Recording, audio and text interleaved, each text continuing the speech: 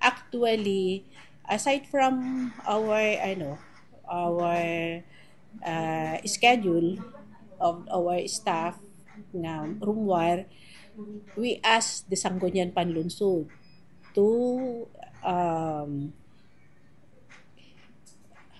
enact an ordinance based on Presidential Decree 1563, the anti-mendicacy law.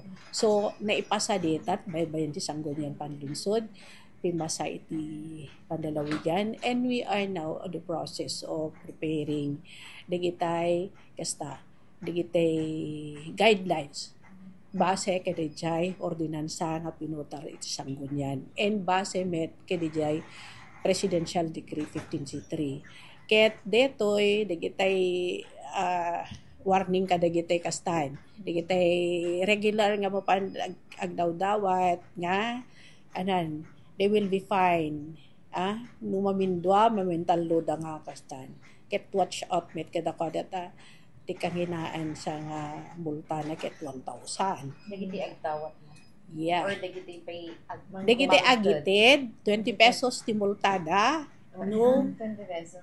batiliwan. Ngem, we are still on the process of preparing the guidelines. Well, DJ naaramid iti Sangguniang Panlunsod with our endorsement in the Local Council for the Protection of Children during the third quarter meeting makita mi nga ad-adu iti Agus usar ti ubing. Nga palpalama. Ket we just hope that this will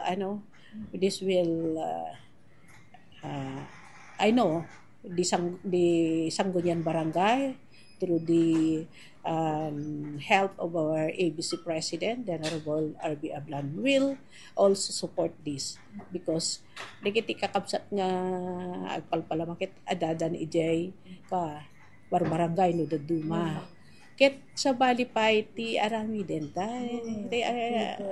gitara mapandapi agang kanta kaslang agpaswadan ket hammet nga panagpapasko. And that is agpalama.